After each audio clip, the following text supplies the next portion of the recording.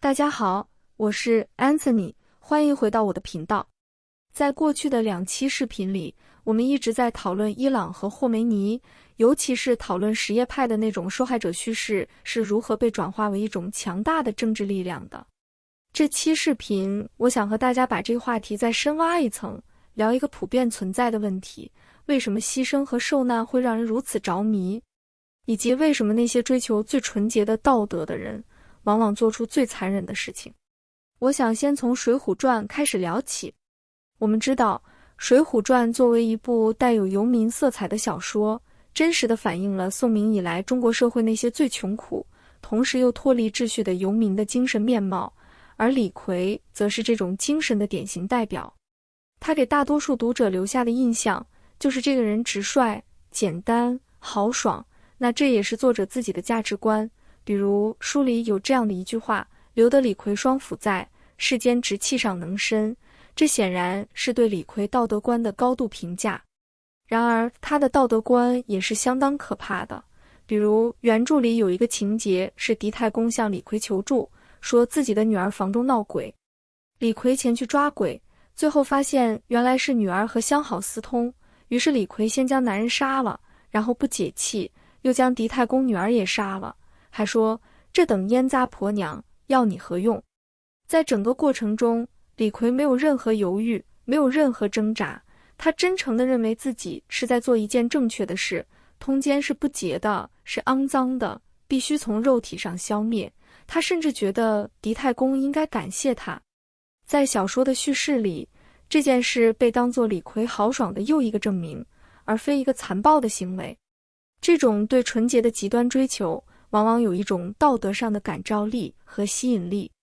正如波尔布特相信自己要建立一个人类历史上从未有过的最纯洁的共产主义天堂，没有阶级，没有私产，没有剥削，也没有腐败。为了实现这种纯洁，他下令疏散所有城市，关闭学校和医院，凡是戴眼镜的、会说外语的、身上有一点城市痕迹的，都被视为旧社会的毒瘤而被处决。而霍梅尼也是同样的人，我们前2期视频已经讲过他是如何上台的，这里就不重复了。总之，在他掌权之后，他并没有像之前承诺的那样去建立一个公正的共和国，而是开始了一轮又一轮的清洗。先是清洗世俗的自由派和左翼盟友，然后清洗温和的什叶派教士，最后甚至清洗那些曾经和他并肩战斗的亲密战友。而霍梅尼直到死都相信自己是在完成真主的旨意，是在捍卫伊斯兰的纯洁性。这样的人和事情在历史上反复出现，也是我们非常熟悉的。他们虽然处于完全不同的时代、不同的文化之下，但他们的精神结构在最深处却是相通的，那就是他们都相信人是简单的，世界可以被分成纯洁的和污染的2种东西。而由于他们认为自己是最纯洁的，因而他们有着十足的自信去审判和清除所有不够纯洁的人和事。那如何证明自己的纯洁性呢？最常见也是最危险的一种，就是把遭受的苦难作为通行证。因为我们是被压迫的，所以我们是纯洁的，所以我们有资格清除一切不纯洁。这也是我们这期视频要讨论的重点，那就是苦难真的会让人变得更纯洁、更有道德吗？为什么这种建立在受苦之上的道德优越感看起来如此理所当然，实际上却如此危险？以及到底是一种什么样的心理机制，使得我们如此容易被纯洁这个概念所诱惑？我会把这期视频放在历史与社会这个列表内，如果你有任何想找我探讨和咨询的话题，都可以联系我的邮箱预约。我们还是从霍梅尼掌权之后的道路说起。这里有一个非常值得我们深思的现象：为什么霍梅尼这些人在弱势地位的时候看起来是那么高尚，那么能够共情普通人的痛苦？他们对被压迫者的处境有着极其敏锐的感知能力，而一旦他们掌权，却变得比他们曾经反抗的暴君还要残暴呢？在我看来，这不仅仅是他们个人的权谋和表演，实际上，他们身上那种打动人心的、富有感染力的东西，大部分是真实的。霍梅尼在流亡时期写的那些谴责暴政的文字，他对底层苦难的描述，他在演讲中那种燃烧般的激情，这些都是相当真诚的。人在拿出真情实感的时候，反而更容易达成自己想要的效果，因为真情实感是省力的，而欺骗反而是不自然和费力的。而且，独裁者的统治从来不是孤立的个人意志，而是一个庞大的执政联盟和统治阶层的共同事业。比如霍梅尼背后是一整个教士集团，这些教士背后又有着成千上万拿着工资的宗教警察、革命卫队、巴斯基民兵，而这些人背后又有几百万从这个政权中获得了实际利益的小商人、底层公务员等等。这是一个利益共同体。这些事情如果靠纯粹的欺骗是维持不下去的，它必须靠某种真实的、有感染力的、能让人发自内心认同的精神力量来支撑。而这种精神力量，也正是我们前面讲到的那种纯粹的反抗者姿态，那种殉道者的纯洁感和受害感。然而，这种建立在受害者情节和纯粹反抗精神之上的那一整套伦理，一旦消灭了外部敌人，坐上了统治者的位置，几乎必然会发生反转。这不是某个具体的人的问题，这是这种伦理结构本身的命运。为什么这么说呢？因为反抗者的伦理和建设者的伦理是两种完全不同的东西。反抗者的伦理本质上是一种追求纯粹的伦理，它要求你绝不和不义的体制合作，绝不沾染权力的污泥，绝不在原则上做任何妥协。在这套伦理里，最高的美德是保持自己道德上的洁净，我宁可坐牢，宁可被流放，甚至宁可去死，也不和你们这帮坏人同流合污。一个人可以在监狱里保持绝对的道德清白，因为在监狱里他什么也不用决定，他只要坚持自己内心的信念就够了。他甚至可以在书房里，在流亡的小屋里，在反复的祈祷和写作中，把自己所信仰的那套教法或者主义构思得无比完美无瑕，把所有现实中的缺陷都解释为是敌对势力的破坏和渗透，或者内部的背叛。在这种纯粹的精神状态里，他的伦理是不需要被现实检验的，他可以一辈子保持那种近乎天使般的洁白。但是，一旦他坐上了最高领袖的位置，他会发现这个世界里没有什么意识形态是绝对正确的，自己所构想出来的那些完美无缺的教法，在面对现实问题时是那么捉襟见肘。如果要做出一点建设而非破坏的话，那么宽容、妥协和理解是更加宝贵的品质。而他过去几十年所积累的全部伦理资源都不能帮他处理这种情况，因为他过去那套伦理本来就不是用来面对这些问题的。什叶派的神学传统里有极其精致的义务伦理，他教人怎样侍奉真主，但没有发达的权力理论，没有教一个人要捍卫自己的权利。什叶派有极其深沉的殉道情节，但几乎没有关于如何让不同信仰、不同立场的人在同一个政治共同体里共存的任何指导。所以，当霍梅尼掌权的时候，面对一个现代国家所提出的所有治理问题，税收、教育、外交、少数群体的权利、女性的地位、经济的运行，他所能调动的唯一工具，就是1000年前那场卡尔巴拉战役所提炼出来的那套反抗和战争的伦理。而用反抗伦理去治国，结果就是把整个国家乃至整个世界变成一个由正义者和邪恶者构成的战场，然后通过寻找新的敌人来证明自己的纯洁。敌人可以分为内部和外部。霍梅尼从内部寻找敌人的方式，首先体现在一种我们看来非常奇怪却又不陌生的逻辑上，那就是他真心相信，只要一个人在思想上忠于伊斯兰，他就有能力胜任任何工作。反过来，如果一个人思想上不够忠诚，那么他再有专业能力也是危险的，是必须被清除的。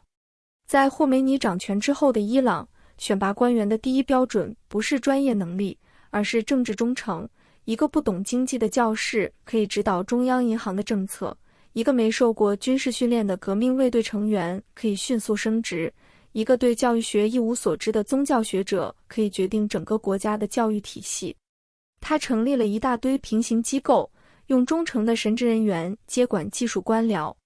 例如，由于不信任受过西方训练的正规军，霍梅尼成立革命卫队来制衡军队。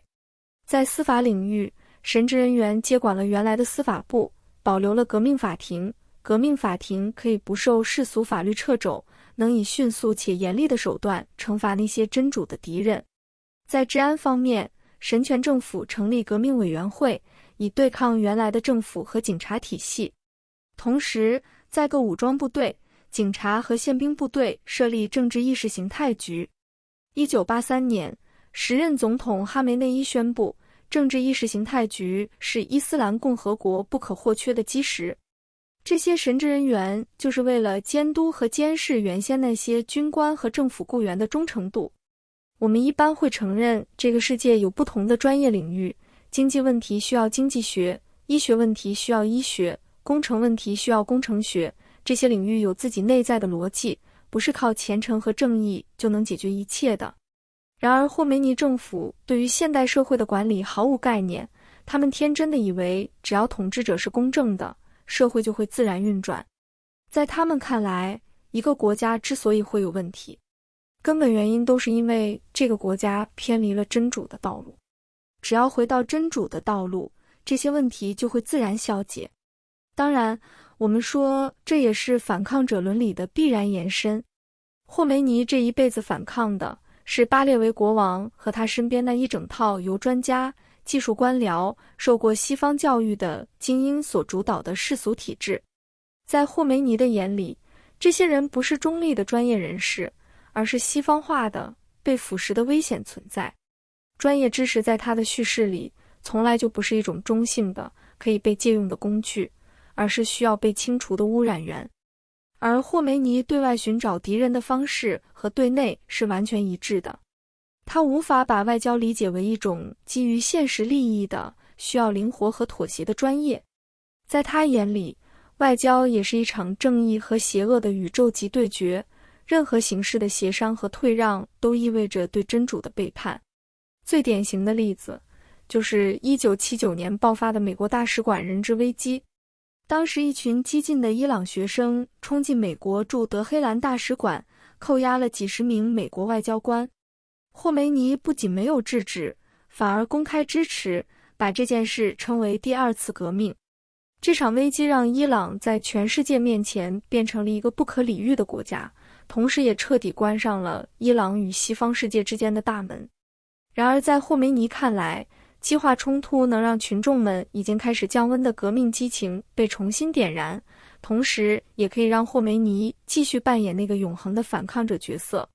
代价是，伊朗的普通人会在接下来的几十年里承受外交孤立和经济制裁带来的实实在在的苦难。但这对霍梅尼来说是次要的，而且更关键的是，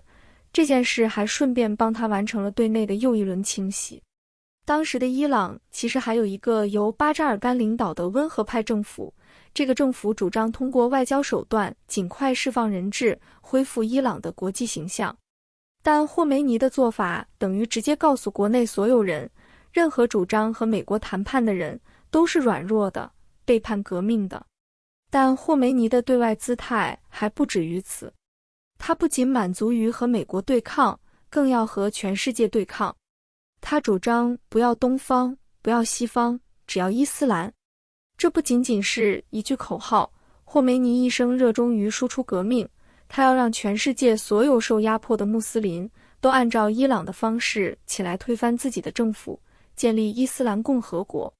伊朗革命卫队下设的圣城旅专门负责境外行动，资助和训练黎巴嫩真主党、也门胡塞武装等遍布中东的各种代理人。讲到这里，我想大家应该有一种强烈的熟悉感了，因为这种输出革命、拯救全世界受苦受难的人民的逻辑，对于中国人来说是一点也不陌生的。这个国家始终把自己定义为反抗者和受害者，哪怕他已经掌握了国家机器，并且在事实上已经扮演着压迫者的角色，他依然在精神上认同受难者的身份。讲到这里，我们就不得不回到视频开头的问题了，为什么受难和牺牲会让人如此着迷？正如我们在之前的视频里曾经说过，什叶派的核心叙事就是卡尔巴拉事件，侯赛因带领少数追随者去对抗强大的敌人，最终壮烈殉道。这个事件在什叶派的精神生活中占据着类似于基督受难在基督教中的位置。然而，基督受难的精神里还包含着爱与宽恕，尤其是爱自己的敌人。耶稣在十字架上看着那些行刑的罗马士兵，说出了那句著名的话：赦免他们，因为他们所做的，他们不晓得。这句话在其他宗教中是几乎找不到的，它蕴含了这样一层意思：最崇高的精神不是永恒地沉浸在受难者的视角去复仇和圣战，而是即使在最痛苦的时刻，依然可以为施害者向上帝求情。当然，这绝对不意味着基督教一直是一个充满爱的宗教。在历史上，基督教会做过的狂热、邪恶、残忍的事情是数不胜数的，比如十字军东征、宗教裁判所、奴隶贸易、天主教和新教的互相屠杀等等。然而，因为基督教的核心叙事里始终埋着那种宽容精神，所以即便在它最黑暗、最暴力的年代，依然保留了一颗可以重新发芽的种子，使得后来的人可以依据这种精神去批判现实中腐败和堕落的教会，从而使基督的精神能不断自我更新。而在什叶派的核心叙事里，这颗种子并不存在。他要求历世历代的什叶派信徒永远记住侯赛因的殉难，在卡尔巴拉的最后时刻，侯赛因的姿态不是宽恕，而是诅咒，让这种仇恨世世代代传承下去。所以什叶派每年的阿舒拉节才会呈现出那种独特的氛围，信徒们鞭打自己，痛哭流涕，重演侯赛因的受难。这种仪式所强化的不是爱与和解，而是一种混合着悲痛、愤怒、道德优越感和复仇的复杂情绪。他年复一年地告诉每一个什叶派信徒，你的祖先被屠杀了，这个仇还没有报，这个世界还没有得到正义，你不能停止悲痛和愤怒。这种叙事没有办法在自己内部生长出修正自己的种子，因为任何放下仇恨的姿态，在这个叙事里都等于背叛了侯赛因，等于站到了耶齐德的一边。需要说明的是，我们在这里要区分个体的受害和被他人与集体强行灌输的受害者叙事。一个遭受了伤害的个体不原谅伤害自己的人，这是非常正当的。没有人有资格强迫一个受害者去原谅施害者。然而，受害者叙事的问题在于，他是在利用集体力量给别人强加一个受害者的身份，强制别人保持仇恨，不允许别人寻求和解，甚至主动去培养这种仇恨。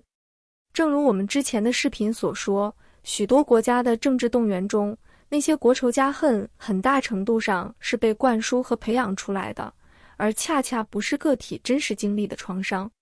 另外，一个宗教的价值恰恰在于它能提供一种比日常伦理更高的东西。